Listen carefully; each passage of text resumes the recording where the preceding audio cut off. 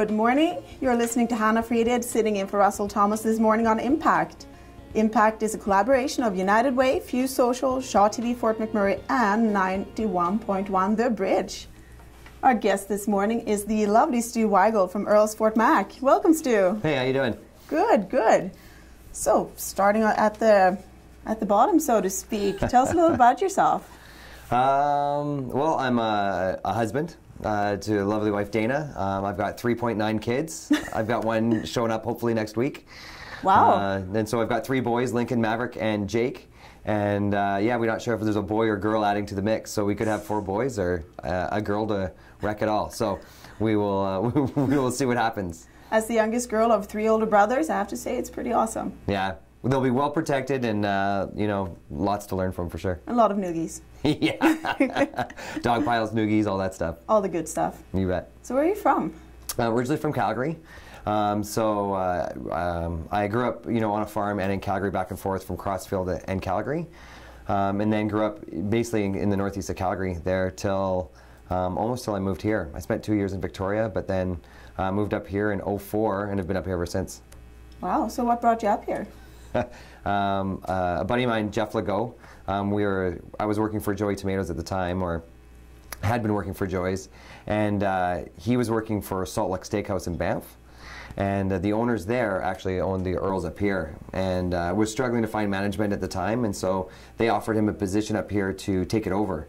And when he came up here, he realized that he needed some help, and so we negotiated some ownership and came up kicking and screaming. But I came up sight unseen, so just kind of the trust that it was an opportunity to ownership, a new community, so we came up. How are you liking it so far? Great. I think you'd have to tear me away kicking and screaming now. I thought it was, like everybody kind of talks about, it was a 3 years in, 3 years out kind of idea. And then just seeing the community come together, especially over the last 13 years. You know, even when Dana and I got married, we were like, well, when we have kids, we'll probably move away. But just seeing how the city's turned to involve families and all the community events that involve families has wanted us to stay here. That's amazing. I love it. Has it developed a lot over the last 13 years? Yeah, it's changed huge. What's the biggest difference? I think the involvement of families, for me anyways, and maybe it's just because what you're focused on, but you know, the industry in itself has changed a little bit. I know when we first came up here, the ratio, not statistically, but we heard, you know, 19-to-1 guys to girls. And so, but watching the more of the families come in, watching the, you know, the kids that I remember when I think it was Maverick was born, they were popping out about 125 kids per month in the hospital. And so just the family boom over the last 6 years has been absolutely incredible. And so to me, the fact that the city was willing to kind of start moving in that direction, you know, with Mac Island going in, the Syncrude Health and Wellness Center, like all those places have just been huge parts, and then all the community events as well. Yeah, that's great. It's great. So yeah, the family, it's kind of, it's where I'm at. It's kind of, you know, my season of life right now. That's true, especially with one on the way. Right. As well. Yeah, and that's then exciting. 4 and we're done. 4 and we're done. Are you sure? I think so. We had that conversation at 3, but we're at 4 now, so who knows? There you go. Never say never. It's in God's hands. So what are you up to besides being a family man? Business. So I've got a couple different businesses going on. We've got Earls, you know, both Earls restaurants in town here, and then our Isogenics business, as well as very involved with the community and the church. So doing, working with United Way, obviously, on the Red Menu event, and then dealing with MGA Church. I'm on the missions committee and involved in other miscellaneous projects there with like the GLS and stuff like that. Piqued my interest here. I already know some about it, I'm not going to lie. But you said the Red Menu campaign. Yes. Can you tell us a little bit about what that is? Yeah, I'm really excited about the Red Menu campaign. This year we started an initiative with Earls, and not that it hasn't been there, but more getting involved with the non-for-profits and getting into the community and, you know, hands-on events, you know, not just writing the checks, but getting people on the ground. So in talking with that obviously creates more conversation. And so talking with Russell Thomas at a couple of the galas, you know, he had mentioned that there's this Red Menu event that people have been talking about. I believe it was Bryce and Krista, you know, their idea kind of coming along. And he mentioned the collaboration of restaurants coming together to raise money for the United Way. And I love this idea. You know, I've been very competitive my whole life playing sports, rugby and track and football and soccer, and so I'm a huge competitor, but to realize that when you can put that energy to collaborate, that's really what Fort McMurray has taught me, is that you can't fight you're not going to fight the stream. You know, it's better to go with it, and we all win when we all come together.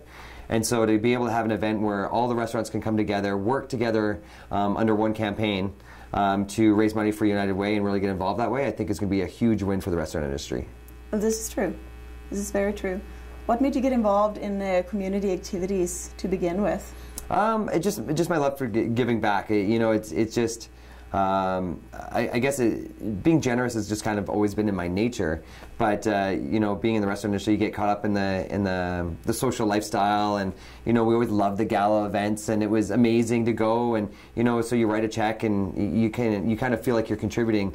But this year just felt different. I don't know, you know, it could be, we could say the cliche, the fires, but really the community just really came together at that point. And so when we were reestablishing our values for this year, community involvement was the top of everybody's list. It was dear in my heart, and I felt like we were missing that piece. So we really want to jump in and get in there.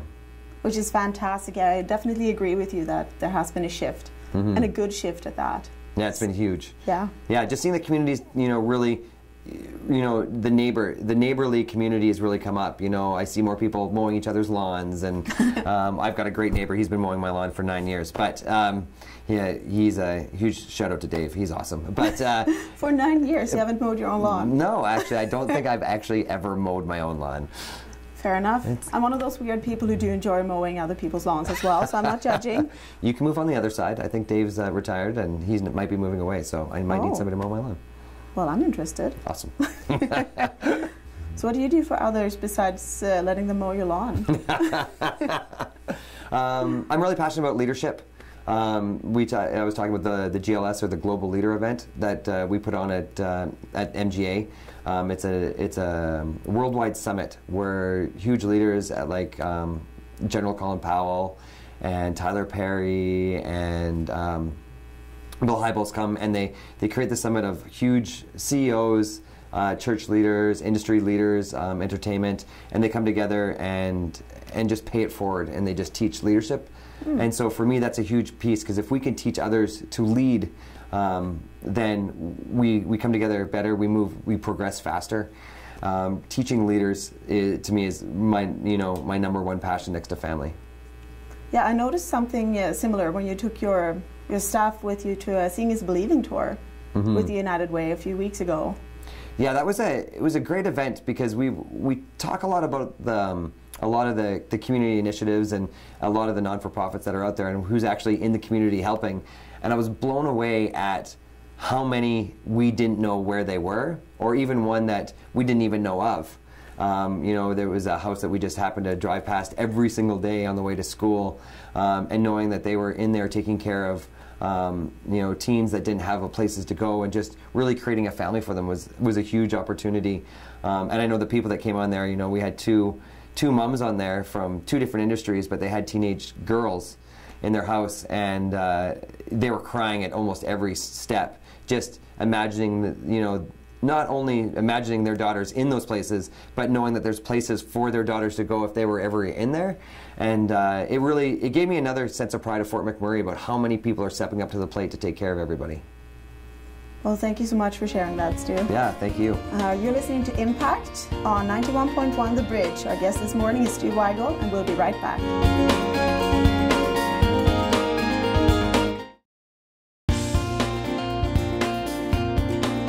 Good morning and welcome back to Impact on 91.1 The Bridge. We have Stu Wigle here from Earl's Fort Mac as our special guest. My name is Hanna Fridhed, sitting in for Russell Thomas. You mentioned earlier something about the Red Menu campaign, which is a collaboration with the United Way, where you're the honorary chair. Can you tell us a bit about what it is and what's going to happen with it? Yeah, the Red Menu is basically, like I said before, it's a collaboration of many restaurants. We're hoping to involve quite a few, honestly. You know, a little dangerous throwing it on the radio, but I'd love to see between 40 and 50, you know, food establishments within Fort McMurray coming on board. where we take a portion of a menu item or the profits from a menu item and we give it back to the United Way.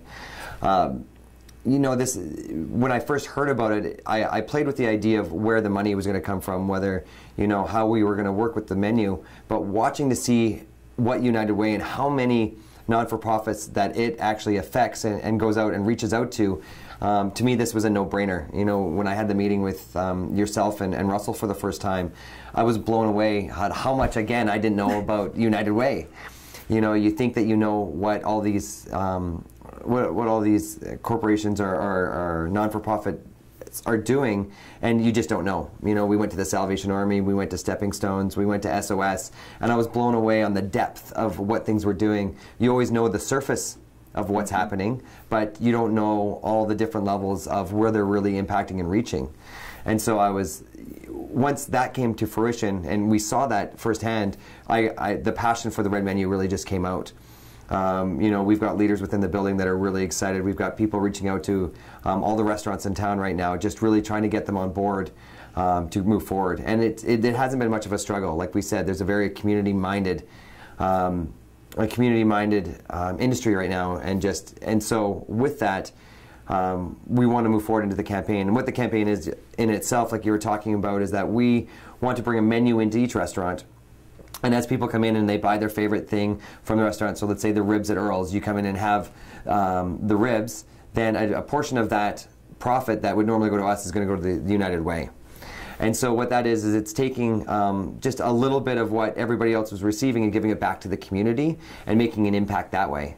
And again, what I like about that is that we can do that collaboratively. It's not a competition. It's not, you know, us versus Prime or the Keg or Moxie's. It's now we get a chance to really work together and really promote each other. You know, if you know you go to Earl's on Monday, you can go to Moxie's on Tuesday, you can go to the Brew Pub on Wednesday, you can go, and we're really going to want everybody to kind of go all the way around town and try all the different menus. And so it's a very different look at what industry is, but it's also a different look on kind of what the United Way has done in the past as well. And so I like it. I think it's a fresh initiative about what YMM's about. It's giving back to the community while eating tasty food. I think I can get on board with this. Can't go wrong there. And I've tried the ribs. They're actually delicious. Mm-hmm. Well, thank you. Well, they are. I'm a big foodie, so I'm very excited about this campaign. Awesome. Is there any part of the community that you feel extra passionate about in helping? For me personally, again, just because where I'm at, families are huge. Fathers in itself, just being a man, I feel, I felt at one point when I wasn't necessarily, not that I wasn't stepping up, but I felt like there was so much I could do as a father, as a husband, and so seeing families struggle in it itself and watching where men can step in to either volunteer and or get back on their feet to be able to contribute more to themselves is where my huge passion comes from.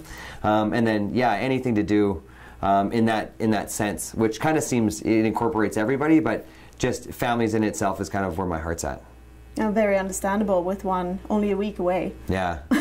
Nervous? Yeah, very nervous. You know, we talk about just kind of throwing the other one in the mix. You know, after you have three, it just seems like you're doing the same thing over and over again. But it's that initial stages is always, you know, you just want to make sure labor goes well and, you know, everybody's healthy. And I think as soon as you get past that part, it's an ease. My wife was, she's a born mother, so that's what she was meant to be. So she's incredible at it, so I don't have to worry. Did you guys meet up here?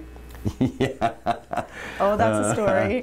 Yeah. So she was a server at Earl's, but she actually came up with one of her brothers. And so she had just gotten out of a relationship that she'd been in for a long time, and her grandmother passed away, and her dad actually just heard God say that she needed to come out and needed a break. And so her brother was doing cash crops for them, and it was the off season in the winter, and so he was coming up to work pipeline, and so she was supposed to come up for 6 weeks and just kind of hang out with them and get a breather.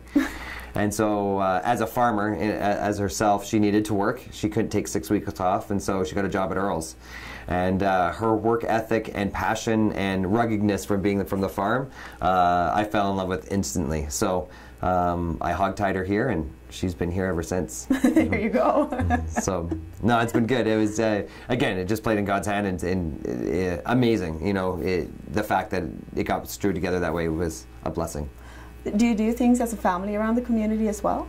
Yeah, like I said, we're very involved in the church, and so we do a lot there. We've started a new kind of little thing with our kids where we're trying to take, you take garbage bags with you to the parks when you go, so you do a little bit of a cleanup as you go to kind of change that way. I know Dana and the kids used to go to the Hub and really support there. As well as now just trying to get back into the, we want to get together and do, I think it's Days of Caring. Days of Caring. And so we're starting to look at stuff like that and getting involved that way. That's awesome. Yeah. Is there something you want to instill in your kids, I assume? Yeah, we live in a very fortunate society, and we're given every opportunity. Whether we step up and take it, life is about choice. What I always talk about is perspective and choice. Those are the two things that I control, that I believe that controls everybody's future. And so how you're looking at any situation, and then what you choose to take the next step. And so that's what I want to instill in my kids, is that, how can you take any situation and look at the positive, no matter how it is or where we can gain from it. And not gain as in monetarily, but gain perspective, gain community, and just great relationship. And then the choices that you make, understanding that one wrong choice isn't going to end anything, but it can affect so much. And so really thinking through your choices, and then just realizing that you have a choice. It doesn't matter where you think you're stuck or where you're at. You have the choice to move through that and past that. And we live in a society that, watching again all these non-for-profits, just really step up and really hit the community like that. Everybody has the opportunity, no matter where they're at, to get that first step to be able to move forward. Well, especially with people helping out, being there for each other. Yeah. I think that's a wonderful sentiment. And that's just the community, right? Calgary's a huge city, and I love Calgary. But the nice thing about the community is you can actually, you have the better chance to really see what's going on. Just with so much out there in such a smaller community, I think you can make a bigger impact, and I feel like you can reach out and you can actually see what's going on and you don't get lost in the mix. That's true, that's true. You're listening to Impact on 91.9 The Bridge, and we'll be right back.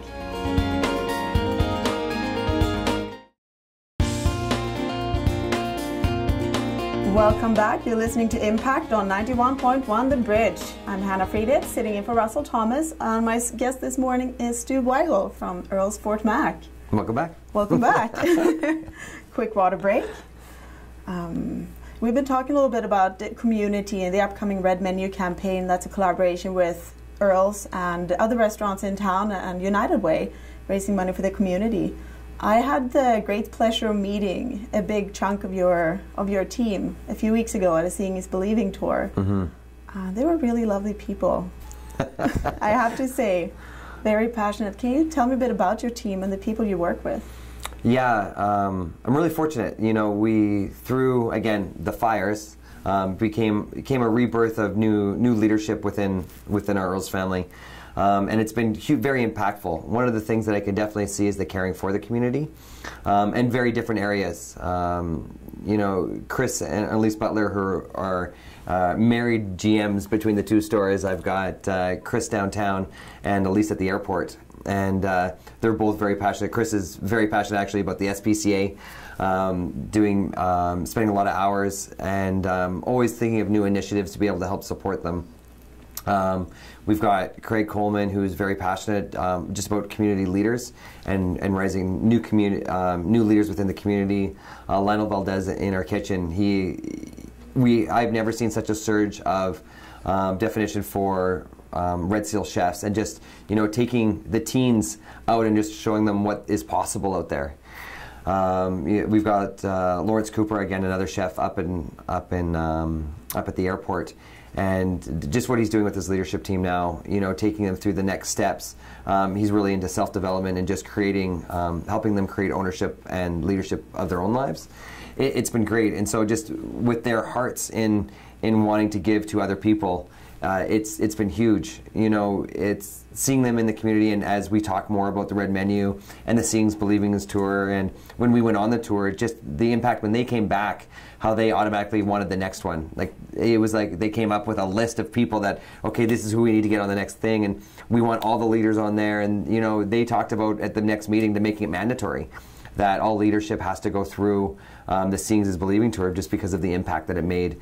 Because then you can, it's the involvement. You know, you're seeing real people make a real difference. And so sometimes, you know, in the industry or the corporate world, you don't always get to see where you're making a difference. You know, having somebody come in and say, you know, the meal was great, and being able to serve them feels good, but you don't always feel like you're making a difference within the community. And that was the big thing when we started talking about the community initiative this year, is that we wanted to give back to the people that give to us. You know, and everybody feels really blessed to be in Fort McMurray. For most of our team, it's been their home for years. You know, a couple of them have grown up here, born and raised. And so what happens within Fort McMurray really impacts them, and they feel a type of ownership towards it. And so, yeah, the team itself has been incredible. What do you think it does for a team to have this sort of opportunity to give back in your workplace? The camaraderie. It changes the camaraderie because you're out for a different purpose. You know, I always talk about work is always your other family, right? You're spending 8 to 10 hours a day with the same people for could be years, and you're there for the people, but you're never always in. You're not always in their lives. You're not in their living rooms. You're not, you know, always with their families. You have a respect for them, but you're not always necessarily intersocial. But to get out and to impact the community, that intersocial relationship changes because you just have a new respect for people that want to go help other people. And so I feel the conversation changes. I feel the respect within the relationship changes. There's more compassion, more empathy. The conversations that happen within the structure of the building in itself is entirely changed.